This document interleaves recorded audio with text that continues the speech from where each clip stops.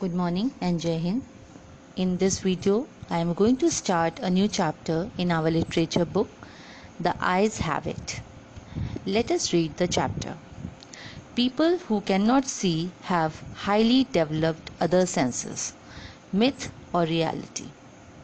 There is a common belief that blindness enhances the other senses in a person. In other words, people who have lost their vision are believed to develop a highly accurate sense of hearing, smell, or touch. However, there appears to be little scientific evidence to support this theory. What really happens, perhaps, is that blind people tend to depend more on other senses in order to understand the world around them. Do you have any friends or family members who have lost their sight? What is your impression of the way they depend on their other senses?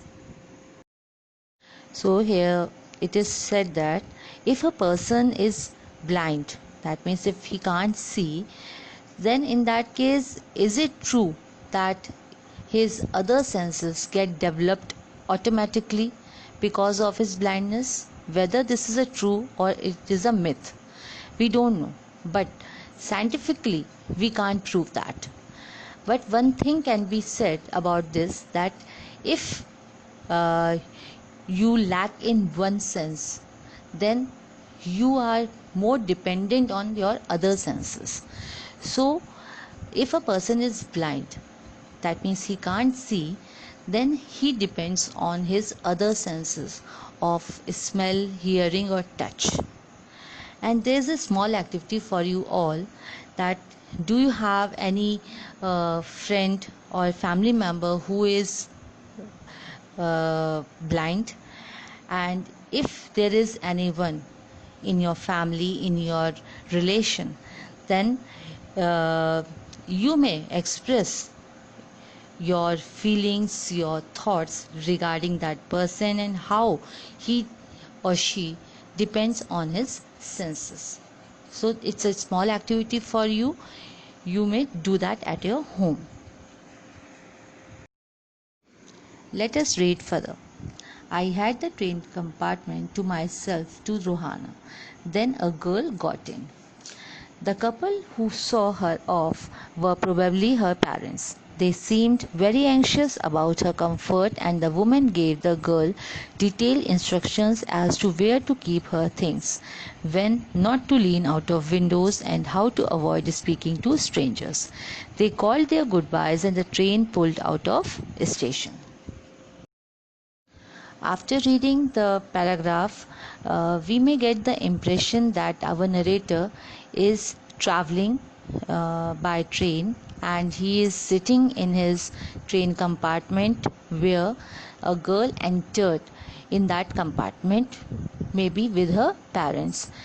As the parents are giving advice to that girl about how to travel and where to keep her things, and like that she should not lean out of the window and she should not speak to the strangers. All these advices were given by the that couple who are along with that girl, and they are giving these advices to that girl, and after that they said goodbye and they left.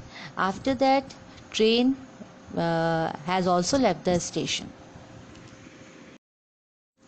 Uh, as I was totally blind at the time, my eyes sensitive only to light and darkness, I was unable to tell what the girl looked like, but I knew she wore slippers from the way they slapped against her heels. It would take me some time to discover something about her looks, and perhaps I never would. But I liked the sound of her voice and even the sound of her slippers. So, here our narrator is blind. His eyes were sensitive only towards the light and darkness, and he was completely unable to describe how the girl looked. But The thing that he discovered that the girl was wearing slippers as they were slapped against her heels. And one thing that our narrator liked about the girl, that was the sound of her voice, and in fact the sound of her slippers too. Are you going all the way to Dehra? I asked.